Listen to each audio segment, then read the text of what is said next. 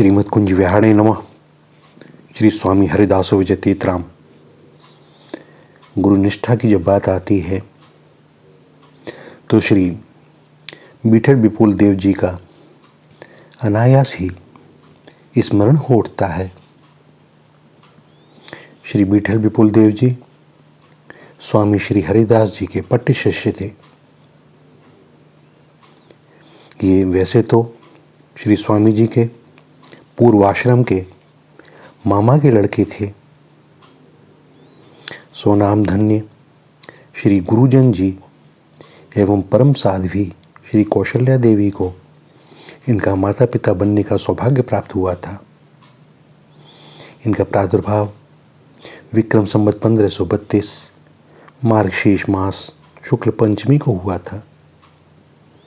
ये स्वामी जी से आयु में 5 साल बड़े थे। कहा जाता है कि जिस दिन श्री स्वामी हरिदास जी का प्रादुर्भाव हुआ उस दिन श्री विठल विपुल देव जी के पिता भी जन्मोत्सव में बधाई देने के लिए अपने साथ विठल विपुल देव जी को लाए थे। और विठल विपुल देव जी ने श्री स्वामी जी का जब दर्शन किया तो परम आनंदित हुए। पिता गुरुजन ने जब बालक विठल विपुल देव का नवजात शिशु अर्थात श्री स्वामी जी में सहज स्नेह देखा तो कुछ दिन के लिए उन्हें श्री स्वामी हरिदास जी के पास ही छोड़कर चले गए।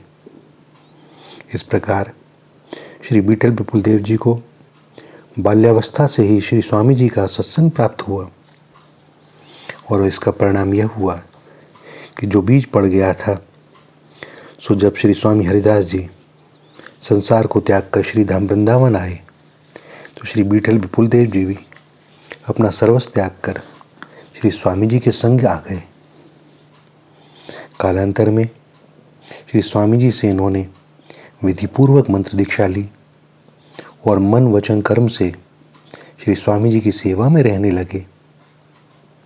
श्री स्वामी हरिदास जी का पूर्ण परमानुग्रह इनको प्राप्त था और स्वामी जी की कृपा से श्री बांके बिहारी जी को प्राकट्य होने पर नित्य निकुंज भवन से गोद में उठाकर बाहर लाने का सौभाग्य इन्हीं को प्राप्त हुआ था। श्री स्वामी हरिदास जी के नित्य निकुंज लीला में प्रवेश करने के बाद इनके हृदय में अपार गुरु वियोग हो गया। जैसे भक्तिमती शबरी को श्री मतंग जी के वियोग में दारुण दुख हुआ था, इन्होंने श्री स्वामी हरिदास जी का दर्शन होते ही अपनी आंखों पर पट्टी बांध ली, अन्न जल का परित्याग कर दिया। 7 दिन तक अविरल अश्रु प्रवाह करते हुए श्री स्वामी जी के वियोग में तड़पते रहे। इनकी यह दशा देखकर श्री वृंदावन के रसिक समाज में बड़ी खलबली मच गई। इनकी जीवन रक्षा के लिए सब लोगों ने आपस में विचार विमर्श किया और फिर रासलीला का आयोजन किया गया। रासलीला में लीला स्वरूप श्री जी को सिखा दिया गया कि आप श्री विठल विपुल देव जी का हाथ पकड़ लेना तथा ठाकुर जी से भी निवेदन किया कि आप उनके सिर पर हाथ रखकर दर्शन करने का आग्रह करना। रासलीला आरंभ हुई। रसिकों ने श्री हरिराम व्यास जी को श्री विठल विपुल देव जी को बुलाने के लिए भेजा। यद्यपि इनकी समाज में आने की तनिक भी इच्छा नहीं थी, किंतु गुरुजनों की आज्ञा टाली नहीं जा सकती है, अतः आए।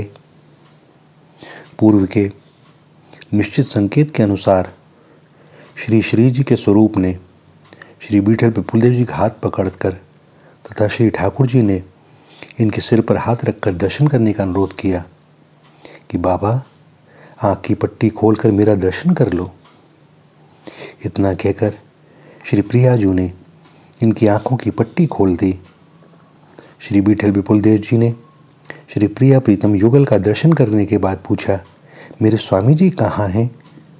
श्री प्रियाजू ने कहा, वह तो मेरे नित्य सखी परिकर में सम्मिलित हो गए हैं। श्री विठल विपुल देव जी ने कहा, करुणा निधि मम स्वामिनी, तुम पकड़ो मम हाथ, अब करुणा कर लाडली, राखी आपने साथ। और इतना कहते ही इन्होंने हाथ स्वामी जी कहते हुए सबके देखते देखते भाव रूप सखी रूप धारण करके नित्य लीला में प्रविष्ट हो गए। सारे रसिक समाज में हाहाकार मच गया। श्री बीठल विपुल देव जी की अपूर्व गुरुनिष्ठा देखकर सब लोग चकित हो गए।